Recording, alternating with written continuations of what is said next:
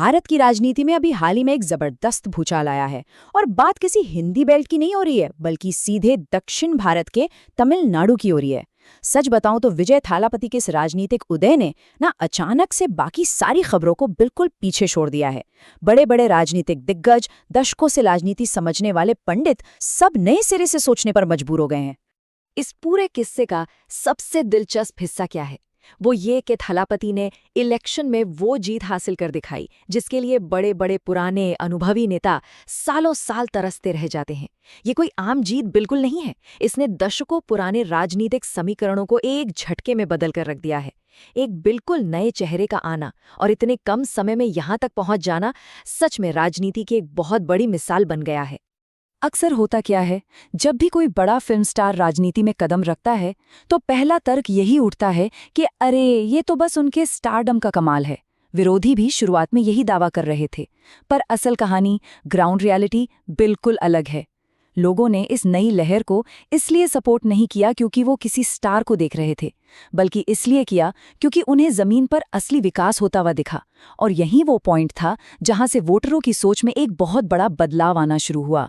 अगर इस पूरी रणनीति की टाइमलाइन को समझें तो एकदम क्लियर हो जाता है कि ये सब रातों रात नहीं हुआ। चुनाव शुरू होने से पूरे 2 साल पहले ही इसकी नींव पड़ चुकी थी। पानी और सोलर एनर्जी के बड़े प्रोजेक्ट्स पूरे किए जा चुके थे। नतीजा क्या हुआ? इलेक्शन का दिन आते आते पुराने दिग्गजों का पूरा गणित बिगड़ चुका था और अंत में नई सरकार बनाने का दावा सामने आ गया। प्रॉपर प्लानिंग और पहले से की गई तैयारी कैसे पूरी बाजी पलट सकती है, ये उसका जीता जागता उदाहरण है। अब इस नंबर पर थोड़ा गौर करते हैं। 300 गांव।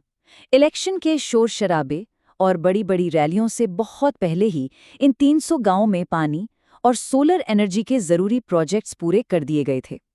आम जनता की बुनियादी जरूरतों को इस तरह से पूरा होते देख लोगों को एक विश्वास मिला, एक भरोसा जग गया कि यहाँ सिर्फ खोखले वादे नहीं होते, बल्कि जमीन पर काम होता है। यहीं से एक मूवी स्टार की छवि सीधे एक सेवक की छवि में बदल गई और उस जमीनी काम का असर सीधा लोगों के जज्बातों में दिखने लगा। मक्कल सेल्वम, जिसका मतलब है जनता का लाडला, इस शब्द का जगह जगह इस्तेमाल होना यह साफ बताता है कि वोटरों के नजरिए में कितनी गहराई से बदलाव आ रहा था। जनता ने सिल्वर स्क्रीन के किसी हीरो को नहीं चुना, उन्होंने अपने बीच रहकर काम करने वाले एक लीडर को अपना लिया।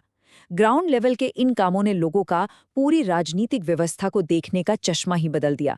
इस भारी समर्थन का असर नतीजों में बिल्कुल साफ झलकता है। विजय थालापति ने खुद अपनी सीट 500 से ज्यादा वोटों के क्लियर मार्जिन से जीती। ये सिर्फ एक जीत का आंकड़ा नहीं था, ये एक बहुत सॉलिड सबूत था कि लोकल वोटर्स उनके नेतृत्व और उससे भी ज्यादा उनके डेवलपमेंट के काम पर कितना पक्का भरोसा करते हैं। ये इस बात की मोहर थी कि लोकल लेवल पर विकास करने की उनकी इस सोच को जनता ने पूरी तरह से स्वीकार कर लिया है। इस नए मूवमेंट के असर को अगर राज्य के लेवल पर देखें तो आंकड़े सच में हैरान कर देने वाले हैं।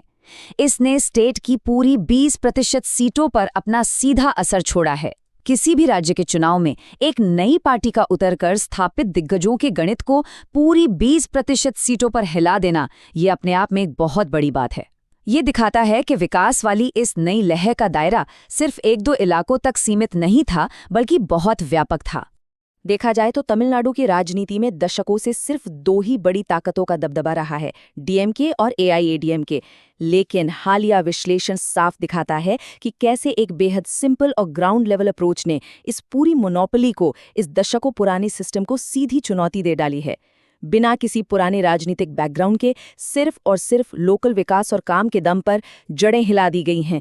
ये बताता है कि काम दिखे तो लोग अपनी पुरानी निष्ठाएं भी बदल सकते हैं। इस पूरे विश्लेषण के कुछ सबसे बड़े तथ्यों पर एक नजर डालते हैं। एक बिल्कुल नई पार्टी जिसका कल तक कोई वजूद नहीं था, वो सडनली एंटर करती है, राज्य के इलेक्शन जीतकर सबको चौंका देती है और नई सरकार बनाने की पोजीशन में आ जाती है। रिपोर्ट्स का बिल्कुल स्पष्ट कहना है कि यह सब सिर्फ और सिर्फ थालापति के जमीनी विकास के ट्रैक रिकॉर्ड की वजह से पॉसिबल हुआ। ये पूरी तरह से काम के आधार पर हासिल किया गया एक अप्रत्याशित नतीजा है।